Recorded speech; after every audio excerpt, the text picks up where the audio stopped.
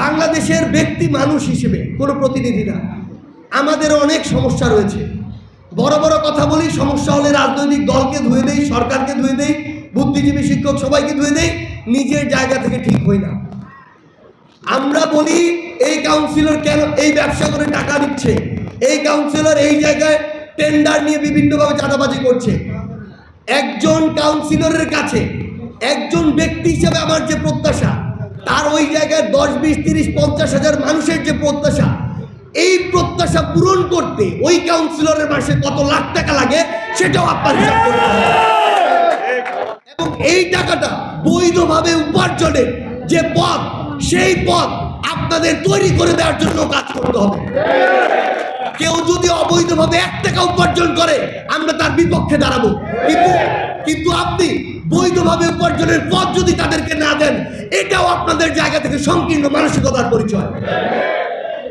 সেই জায়গায় বাংলাদেশ শুধু কাউন্সিলর নয়, পুরো বাংলাদেশ, একজন মেম্বার হোক, চেয়ারম্যান হোক, এমপি হোক, মন্ত্রী হোক, বাংলাদেশের বর্তমান পরিস্থিতি বিবেচনায়, অর্থনৈতিক কাঠামো বিবেচনায়, মানুষের খরচ বিবেচনায়, নির্দিষ্ট একটি পদে একজন জনপ্রতিনিধির মাসিক যে একটি খরচ হয়, তেমন একটি স্ট্যান্ডার্ড খরচ তাকে সম্মানী ভাতা হিসেবে অবশ্যই দেওয়া উচিত। আপনি যদি সেটা না দেন আর চারদিক থেকে এটার জন্য ওটার জন্য চাপাচাপি করেন, দিন শেষে তাকে অন্য কোনো না কোনো উপায় বের করতে হয়।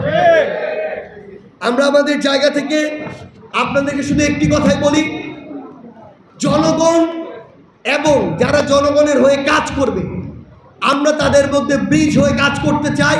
আমরা তাদের কথাগুলো পুরো দেশের সামনে তুলে ধরতে চাই। আমরা আমাদের জাতীয় নাগরিক কমিটির পক্ষ থেকে আপনাদেরকে একটা আহ্বান করি।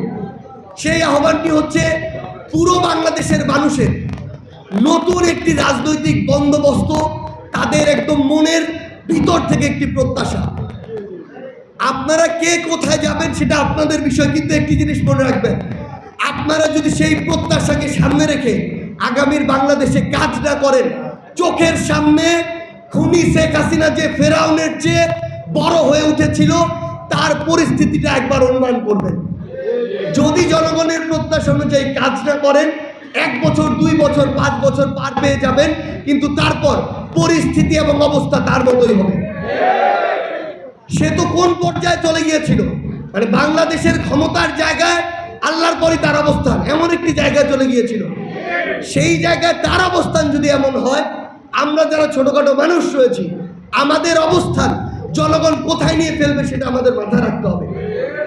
আমরা শুধু আপনাদেরকে একটি জিনিসই বলি, যে কোনো যৌক্তিক দাবিতে আমরা আপনাদের সাথে সবসময় ঐক্যবদ্ধ থাকব, এবং আমরা বিশ্বাস করি দেশের মানুষকে, সর্বোপরি বাংলাদেশ রাষ্ট্রটিকে সামনে রেখে আপনারা